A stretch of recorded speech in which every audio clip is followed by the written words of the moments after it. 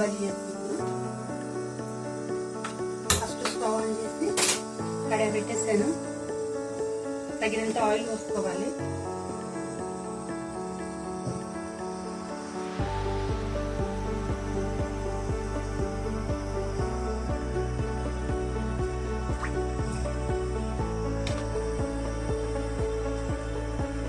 Oil వేడెక్కాక oil వేడెక్కిందండి. దాంట్లో జీలకర్ర ఆవాలు వేస్తున్నాను. జీలకర్ర ఆవాలు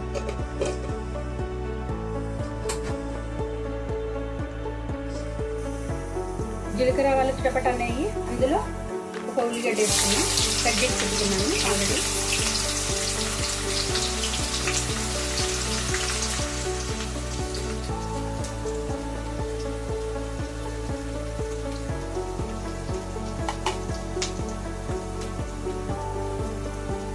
ఉల్లిగడ్డ వేయడానికి ఉప్పు వేసేస్తున్నానండి దాంట్లోకి తొందరగా వేయడానికి.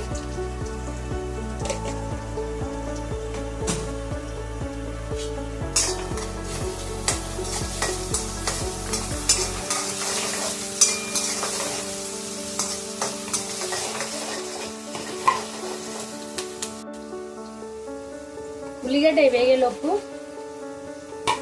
చిన్న మిక్సీ జారీ తీసుకున్నానండి. అందులో కొంచెం పచ్చిమిర్చి, కడిగి పెట్టుకున్న పచ్చిమిర్చి,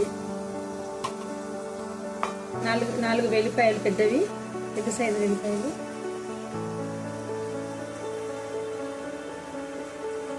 పచ్చిమిర్చి వెల్లిపాయలు వేసుకున్నాను కదండి. అందులోను కొంచెం కొత్తిమీర, కడిగి పెట్టుకున్న కొత్తిమీర వేసుకొని ఇది మిక్సీ పట్టేసుకోవాలి. ఇప్పుడు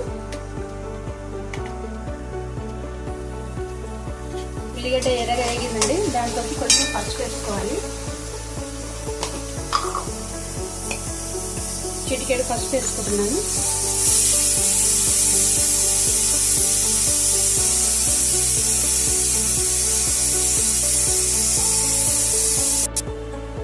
ఇప్పుడు దాంట్లోకి వెల్లిపాయలు, పచ్చిమిర్చి, కొత్తిమీర మిక్సీ పట్టుకున్నాను కదండి, దాన్ని వేసేయాలి.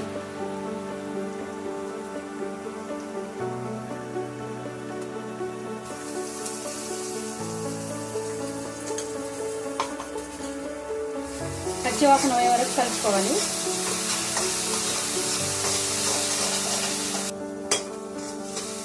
పచ్చివాసన పోయింది కదండి. దాంతో ఇప్పుడు కట్ చేసి పెట్టుకున్న వెజిటేబుల్స్ వేయాలి. దీంట్లో ఫ్లవర్ అండి, ఫ్లవర్, సిమ్లా మిర్చి, పచ్చి బఠానీ, పొటాటో కట్ చేసి కడిగి పెట్టుకేసుకున్నాను, అవి యాడ్ చేసుకోవాలి.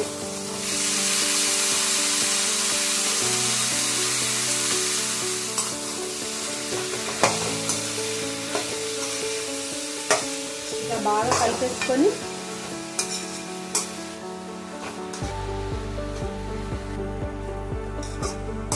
ఇప్పుడు మూత పెట్టేసుకోవాలి.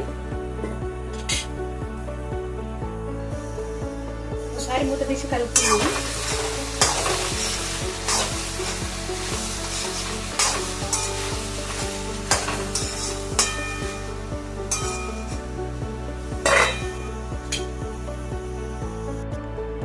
ఒకసారి మూత తీసి చూద్దాం.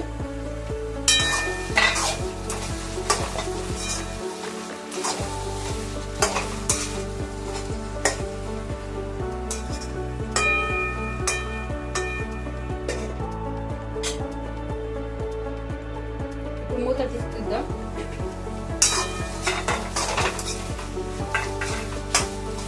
దీంట్లో ఉప్పు సరిపోయిందో లేదు చూసుకొని ఒకసారి మళ్ళీ వేసుకోవాలి. ఉప్పు సరిపోకపోతే చూసుకొని వేసుకోవాలి.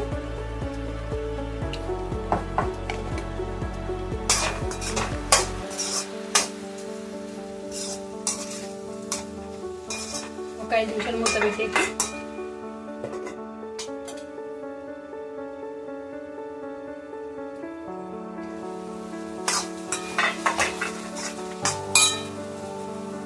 ఉడికిపోయిందండి.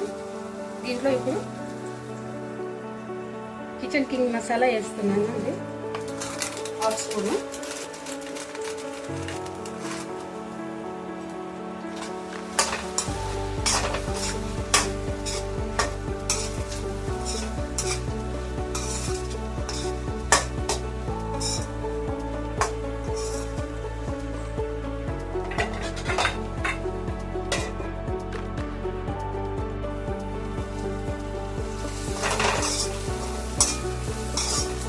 స్టవ్ ఆఫ్ చేసుకోవాలి.